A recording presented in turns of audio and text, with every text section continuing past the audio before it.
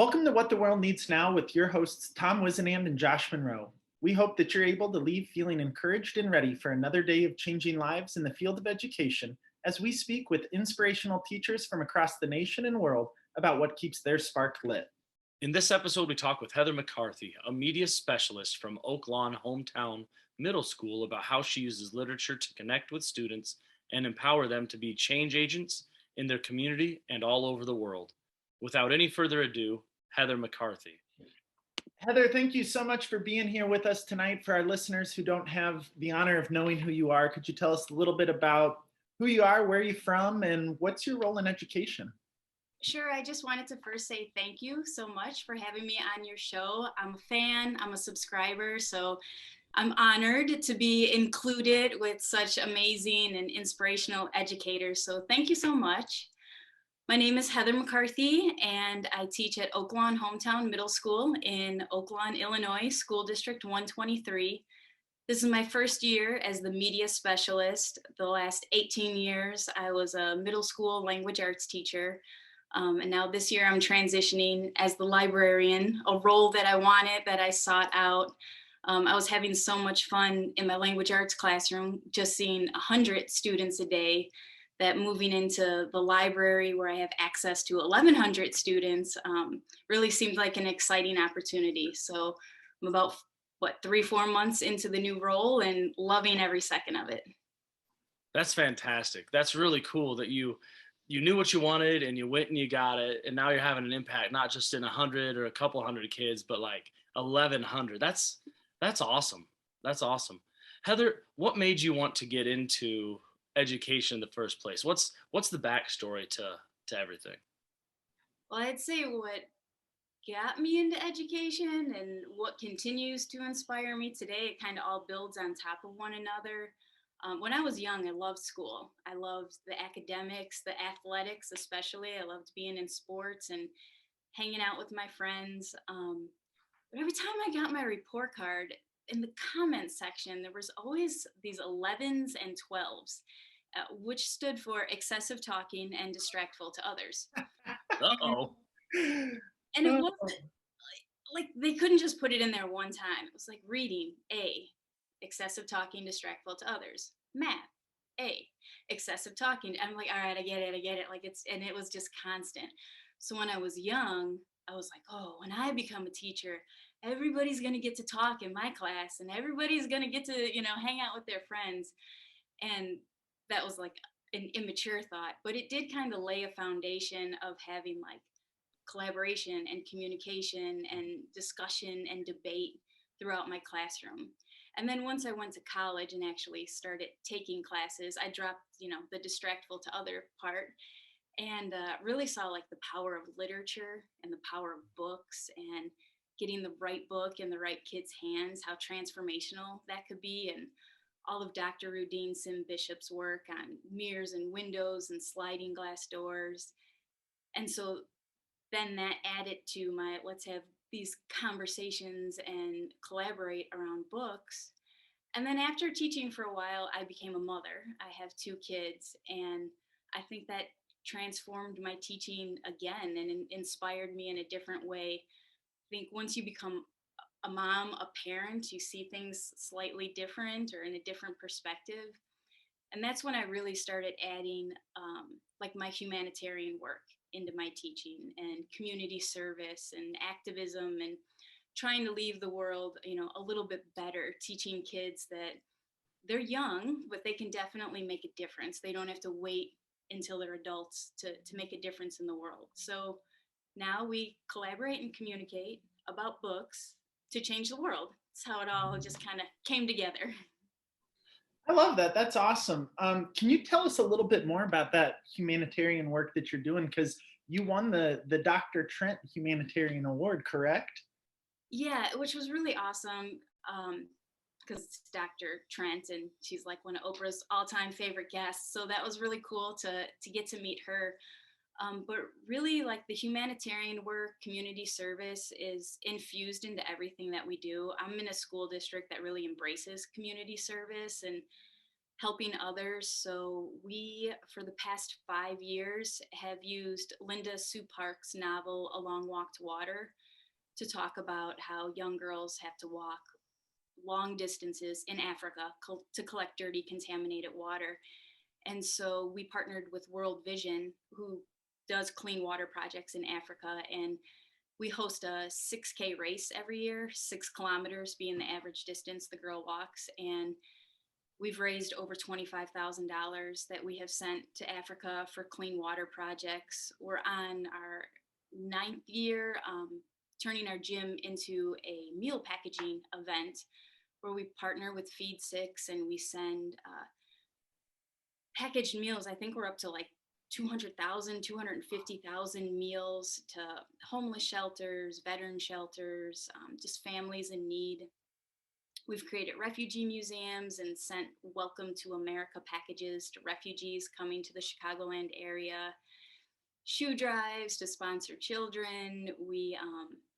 Our next project, World Kindness Day, is coming up. And so the kids are going to make videos with picture books and turn the videos into QR codes and donate them to a local children's hospital. So it's just never ending projects of it's whatever the kids want to do to make a difference. We just back them up and we go for it and help them with their community service projects. I think that's so incredible because middle school kids, right? Like either you get them or you don't. So kudos to you, first of all, for like being that middle school person. But then, they have some incredible ideas and they know what they want the world to look like. And y'all are doing an amazing job of empowering them to be those world changers that we need so desperately, I think. It's definitely that empowerment piece. And I think once they get a taste of it and once it just lights a spark and it really ignites them into wanting to do more, to seeing the impact that they can have, to see how much they can change the world at such a young age. And then they just continue and want to do more and more. We've had quite a few guests on that talk about the amazing ways that they're partnering with community, ways that they're making the world a better place. For those teachers that are out there and they want to start something like what you're doing, what advice would you give them? Who do they need to reach out to? How do they go about some of this amazing stuff that you're doing? I just think there's so many people in every community that want to partner with the schools, but they might not know how. And then the school is like, how do I get started? What do I do? Well, there's people that want to help. They definitely do. And it's just a matter of the school reaching out to the community. Very simple things like just bringing in guest speakers, parents that want to share what they do for a living. And then when a parent comes in and is sharing about their job or their occupation, that right there might lead to a project like, that's what you do at work? How can we help you with that? Or just getting to know your students and your families. The World Kindness Day project that we're starting to donate books to a children's hospital just came from a student whose sister was in the hospital because she needed a heart transplant. And this student of mine was remote learning from like the Ronald McDonald House at the hospital, or like remote learning from different states supporting her sister. And then it was the group of kids that are like, what could we do? Like, how can we help support this family? So people that want to be involved in community service or want to help, there's so many opportunities. You just have to reach out to people and see what you can do. You're absolutely right. I find that, we ask kids to take risks, social risks. Raise your hand. What's the answer? Talk to somebody next to you. Make this connection. Do this. Do that. And as adults, man, we have to model for our kids what it looks like to make those community connections. We have to take a social risk and ask how I can help you, what I can do to support you. So again, kudos to you guys for doing that. It sounds like you take the ideas, you model, you make the connections with the kids, not for the kids, but with them. And it just seems like it's really taken off for you guys. That's fantastic education right there. That's good. I love it. Has there ever been a time, like, you're clearly inspired, you're clearly inspirational, you have the school community and your community at large, like doing all these wonderful projects. Has there ever been a time where you're like, whoa, I'm not feeling it. I mean, I'm like extremely blessed. I'm really lucky with the people that are surrounding me. My husband's in education, so he gets it. I have like the most amazing like family and friends and my coworkers. Like we have this team supreme that it's just, a really great support system. The only time I like really struggled was with remote teaching. I'm kind of more of a people person. I like to be around a lot of people. Excessive talking, distractful to others, like it's you know, I, so remote teaching for me was like in my cold dark basement by myself, and that was a little bit rough. But then again, it wasn't that bad when you're surrounded by such wonderful people. We had a poster on the door for my daughter's birthday that led into the basement that was like VIP room only. And so my kids were remote learning, and I'm like, okay, I'm going downstairs to teach, and they'd just be like, VIP room, VIP, go get it, mom, go teach those kids, let them read. And I'm like, all right, I could do this. VIP room, here we go. So I mean, there are tough times, but when you're, I don't know, surrounded by kids cheering for you to go into the basement and teach, it's not that bad. Yeah, it sounds like you've got a pretty great entourage there for you. I do. Oh, well, how about for those teachers that are lacking that spark, or it's started to dwindle? What kind of things do you do to keep your self-care up? Like, are there activities that you turn to, or books that you could recommend? Yeah, self-care is kind of a tough topic because I kind of feel like it's different for everyone, and like you have to do what works for you. There's a lot of people telling educators like go do yoga and get a massage and you'll be all better, like the world will be fine if you can just meditate.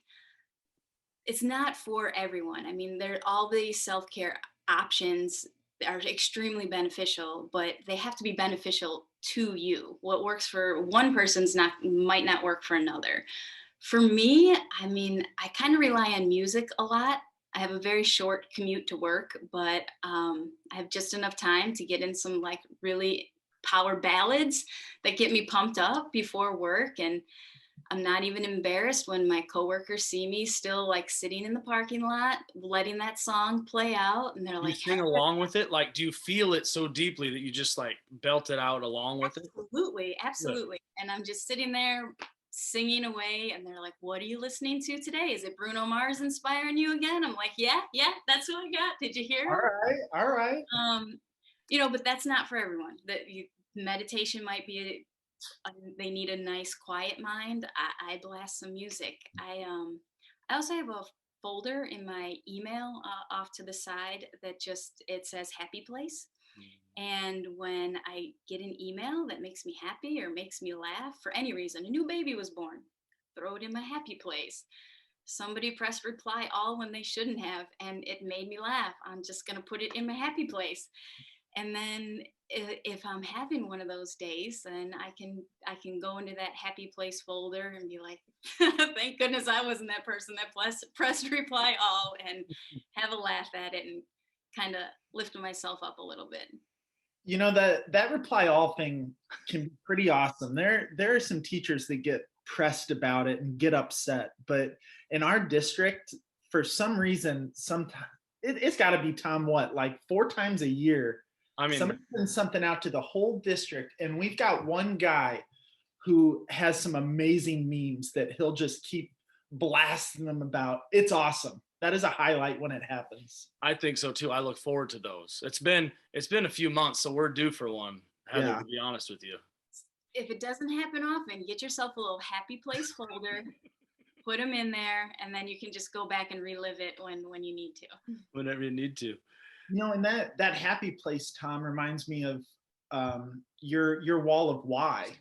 Kids they get you things for the holidays or for being best teacher ever, or sometimes you have a naughty kid that has a pet rock, and instead of doing his math one day or 2 days or 3 days, he builds his pet Rocco a house. And so it's out of cardboard that he got out of the trash can when he was supposed to be doing his math, but he made Rocco a house. And so I have pet Rocco house just in my corner, because it's the same thing. You know, if I'm having a rough go with a kid, if a kid is really, you know, getting my goat, I can look up at the Rocco house and say, you know what? It's going to be okay. The kid he's in fourth grade. I teach fourth grade. It'll be fine, you know? So I think those happy places, those bits of reflection, are just priceless. Yeah, I think that that's something that teachers need to do for those really hard days, whether it's your happy place or your wall of why. Because you talked about how hard COVID was from you, and every time you say like excessive talking, distraction to others, I'm like, oh my God, are we twins? Because that is how my report card was all the way through high school. If I would have gotten one in college, I bet it would have been like that too. I've just been a distraction at all times. And so COVID was really hard for me. And one thing I ended up having to do was go up to school and sit in my room, my classroom, to teach, because I could not do it by myself. I had to be able to look at my wall of why and remember why I'm doing this. Because there were days that I'd get there and be like, oh my God, I don't want to be here. I know that there's going to be 5 kids that decide to go play video games instead of come do math with me. Like, why am I even doing this? And then, you know, you turn and you get your wall of why, and that moment of reflection of that's why I'm doing it. That's why I'm here. And sometimes your wall of why or your happy place folder, it's helpful to others too. Like if I came into your room, I'd be like, what is up with the rock house? What do you got going on there? And that's a good story. Or if a coworker is having a bad day, I could be like, you know, I got one of your emails in my happy place. Do you remember when? And then like, oh my God, you saved that, delete it, you know, but you can also use it to uplift others too. Yeah, that's so important. So important.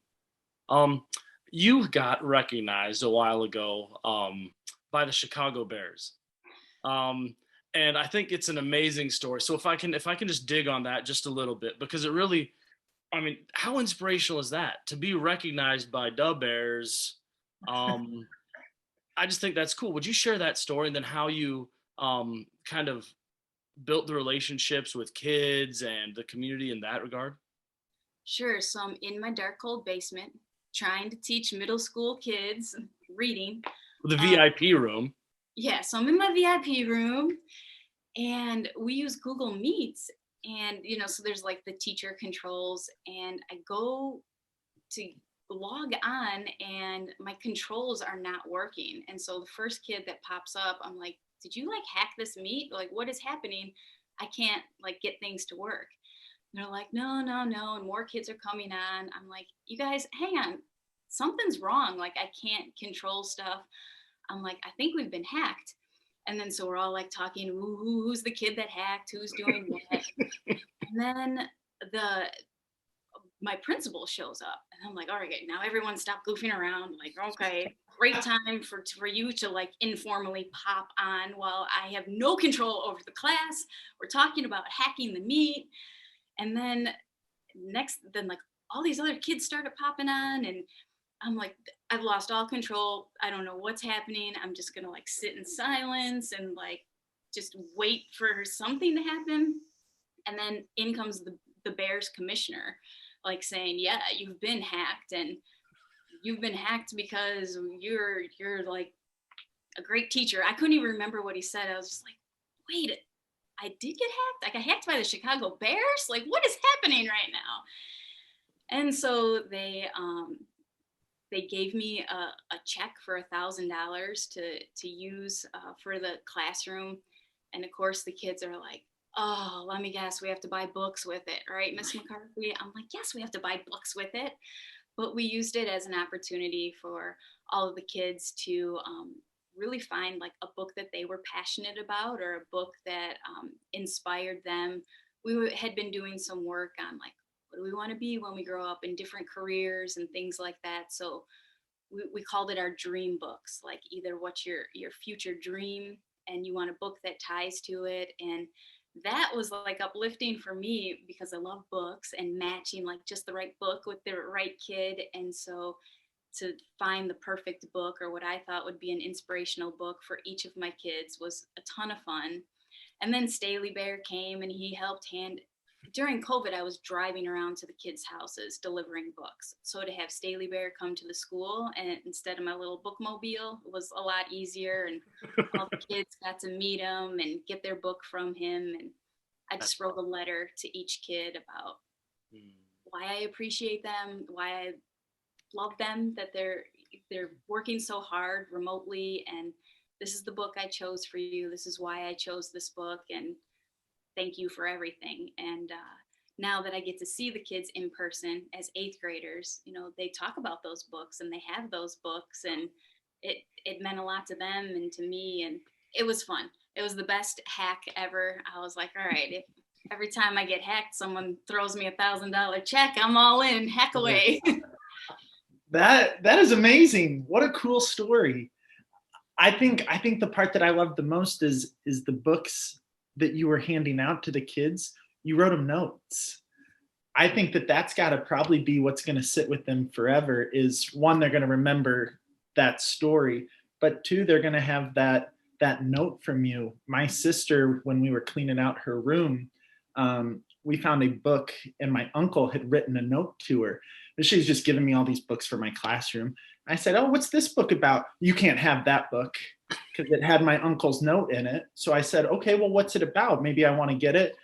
She couldn't remember what it was about, but she would not give that book up because my uncle wrote her a note in it.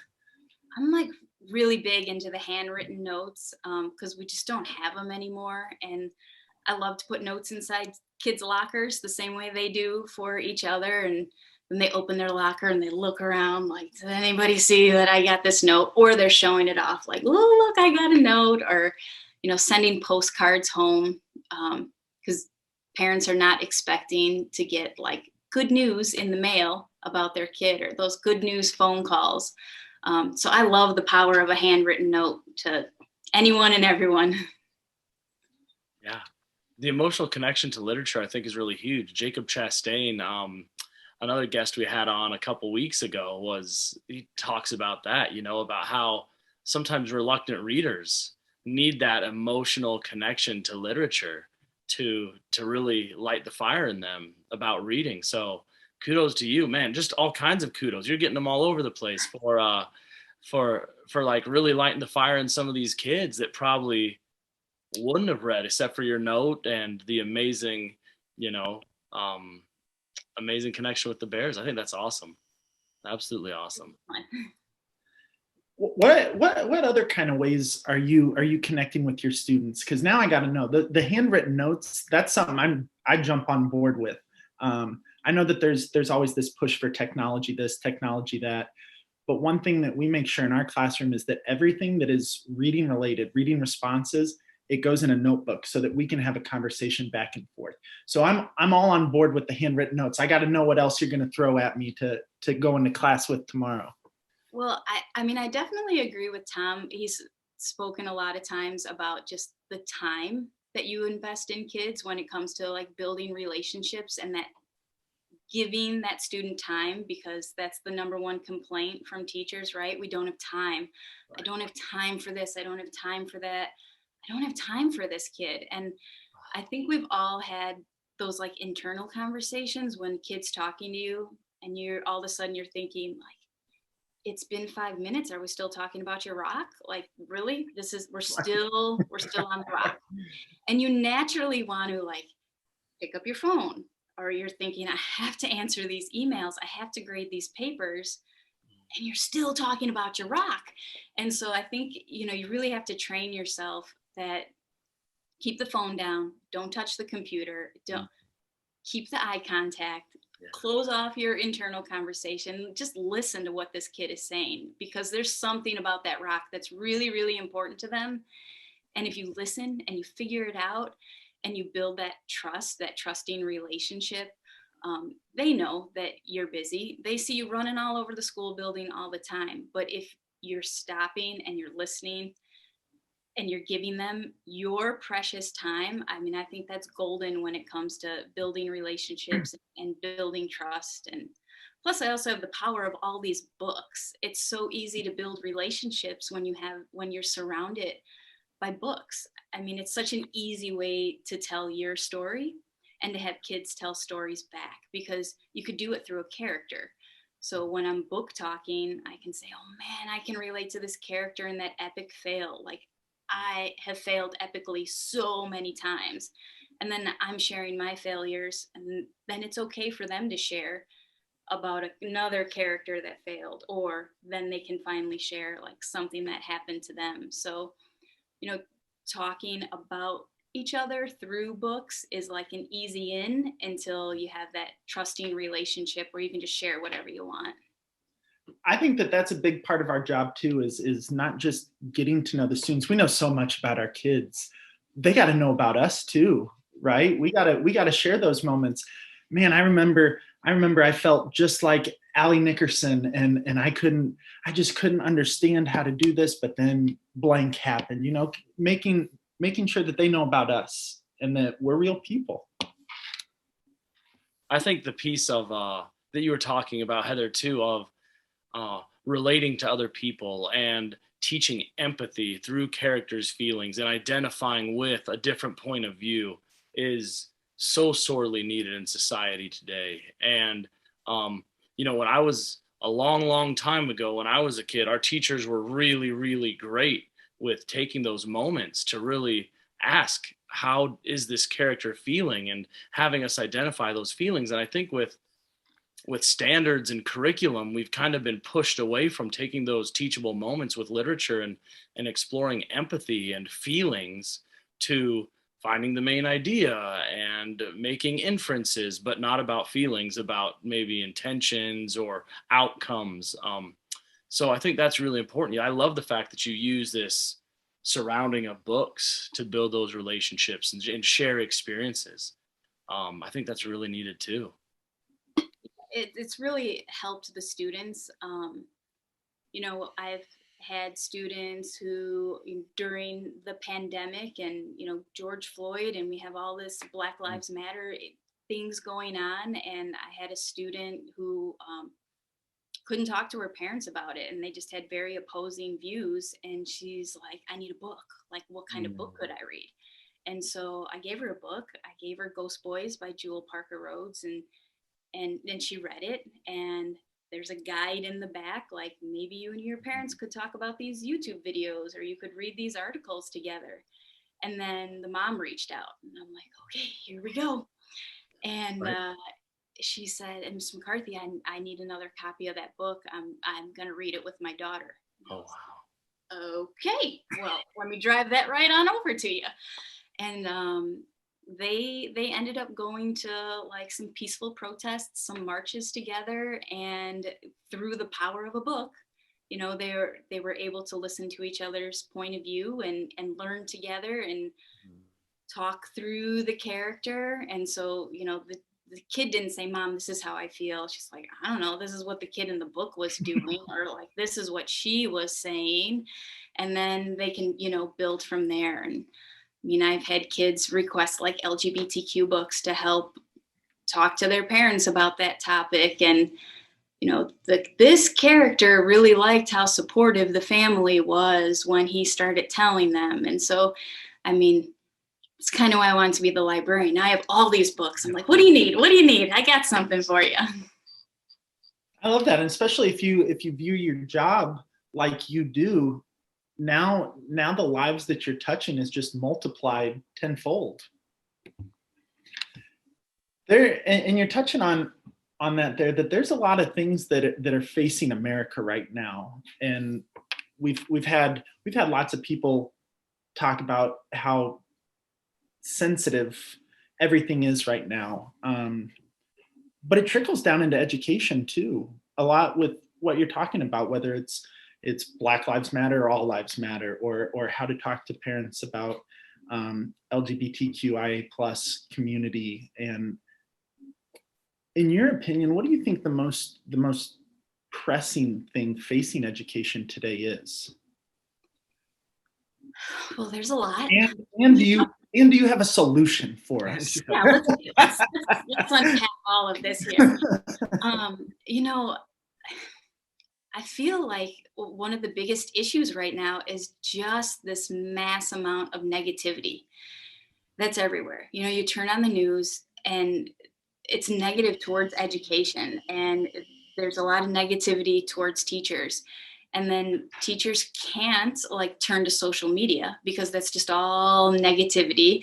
And then this, it's negative towards teacher, negative towards what books are you reading and what should be censored and what should be banned. And then this negativity tends to feed more negativity. And you can be by some people who are normally like really positive people, but they're around a bunch of other people that are just venting and upset and negative. And then they're like, well, let me join this party here.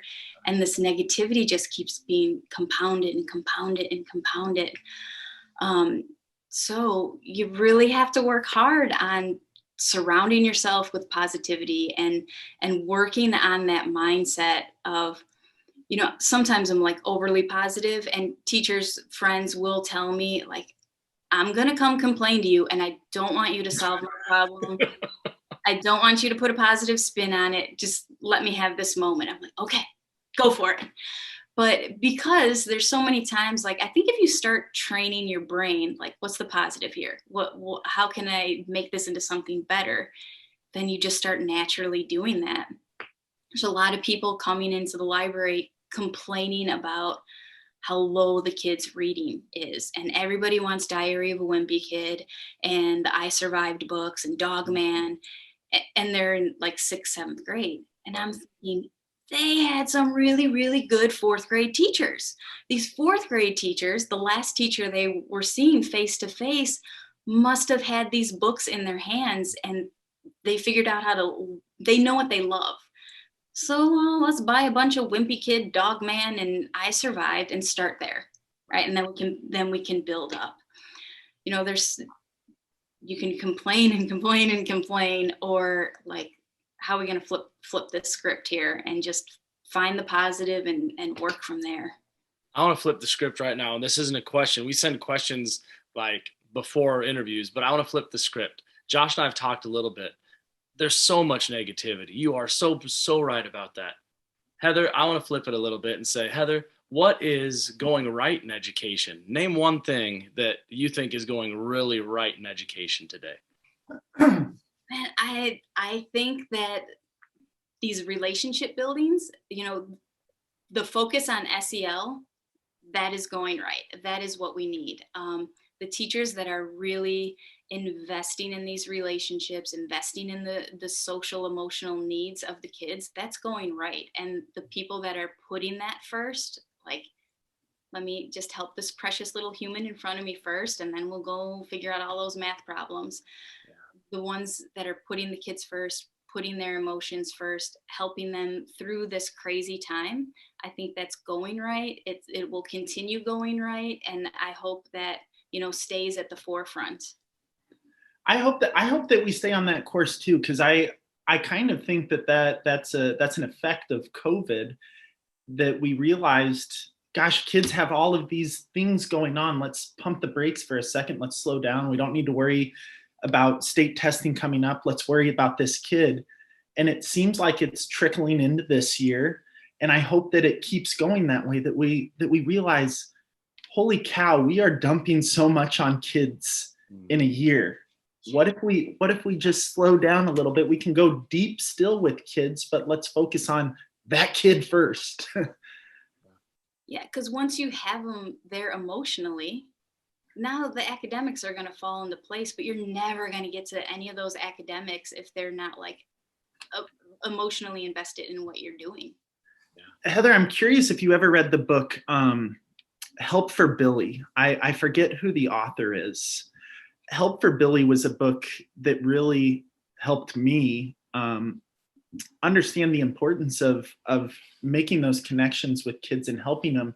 And they make the analogy of a window, and that all of these things that a kid experiences closes that window more and more so that less information can get through. But when we slow down and we love the kid for who they are. We build those relationships with them.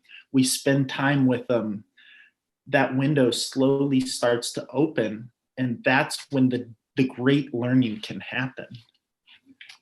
So yeah, it's a good one. Heather, in my school, my elementary school, we call them teacher librarians, and they are like the go-to people for like technology or cool apps or like the latest and greatest anything. So do you have any like cool apps that you want to talk about, or any, I don't know, any curriculums or programs that you've been like involved with, or you just think are like the cat's meow? Well, what I'm really loving right now is our school has this amazing education foundation, and the Ed Foundation granted me a recording studio. So I have this amazing room, which we call the Mustang Studio, and we can do podcasts in there and like green screen video editing. And it has just been so amazing. It's wonderful because the kids love fancy equipment, right? You know, they're like tapping on the microphones and adding sound effects. And once they get all that practical to others out of the way, then they have really amazing things to say. And some of them want to go in there and just talk, which is fine. Like, let's talk about video games and what music we're into and whatever. And they record their podcasts that are just their own like personal stories that they want. But then we've also used it for like real podcasts where we brought in the mayor and we recorded a podcast with our local mayor on social justice issues and how they affect our community, and related to literature, of course.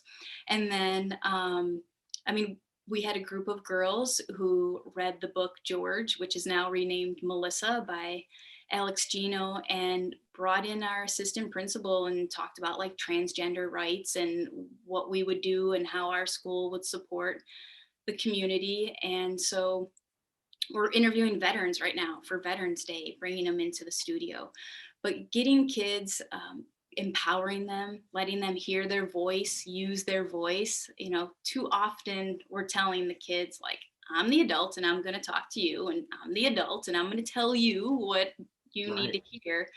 But giving kids their voice and go for it, say what you want to say, you know, that's empowering to them, and they really, really embrace it. There's like a fight to get into that Mustang studio, and it's like jam packed nonstop. And of course, green screen technology, it's like magic, and you can just take yourself anywhere and do anything. And so the kids are really embracing that. And, you know, I'm so fortunate that I have this space in the studio, but green screen, I mean, that's super easy for anyone with a piece of green cardboard, fabric, felt. You can make green screen magic with Play-Doh or a paper plate. That's easy. And the recording studio, you don't need fancy equipment. You just need to let kids use their voice. There's plenty of quick little easy apps and web applications that kids can just record on, but giving them the opportunity to speak, letting them use their voice, letting them know their voice matters, their opinion matters. That's what's the power piece right there. Yeah, that is. That's awesome. That sounds like a place that we need to go hang out, Tom. I'd do it. As long as I'm on a green screen, put me on the moon, Josh. And we'll need some of your students to probably teach us what all the buttons do. Yes. Or I will be a distraction to others. Well, Heather, we've got quite a bit of listeners that are new into education. We've got some listeners that are student teaching, getting ready to go into their first year. I'm curious about what advice would you give them as they get ready to enter this amazing field that is facing a lot of issues? How do we keep them ready to enter? You have to find your people. You have to find the right people. I mean, I've said it a couple times about how fortunate, how blessed I am with the people that I'm surrounded by, but that's also intentional. I don't particularly like to surround myself with people that are negative or complaining all the time. Like, there's a time and place for that. I do plenty of my own complaining for sure. But in general, you know, people that can lift you up and you can lift them up, people that you can have honest, open conversations with, people that, you know, can give you constructive criticism and that you're able to take it back and just embrace what's out there. There's so many, like this show, this program, there's so many great areas for like professional development outside of school. Sometimes you don't get exactly what you want inside the school setting, but there's so many amazing educators to learn from. And you just have to surround yourself with the right people and have an open heart and an open mind and listen and learn and just laugh. I mean, I think if you could just add new teachers, laugh it off. Like, it's going to be bad. Just laugh it off, file it in your happy place folder. Eventually it'll be funny. It won't be funny right now. You might be sad, you might cry, but later you'll look back and be like, oh man, I can't believe that got me so upset. That was pretty funny. Using that humor it's huge. And you know, I say this sometimes, I don't mean any disrespect to brain surgeons or to teachers, but like, we're not doing brain surgery, right? Like, we're in education, and we have to be able to take the humanity of ourselves and our students and laugh and share that. So I really appreciate what you just said, because we take ourselves really, really seriously sometimes, and life's sometimes better when you are able to laugh, you know? Exactly. Everything's not an end of the world big deal. It's like, No. it's going to be okay. It's going to be Yeah. all right. Well, I've loved this. This is amazing. Thank you for taking some time. At the end of the show, we always ask one final question. In the 60s, there was the song about what the world needs, and the answer was love. There were mountains and rivers and canyons, but we needed love.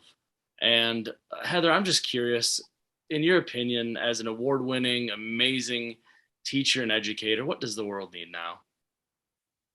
I think the world needs to listen, and not like just listen, but like actively listen, really listen. You know, you can say the world needs love, yes, and we can get love by truly listening to each other. And the world needs empathy and compassion and community, and we can get those things if we actually listen to each other.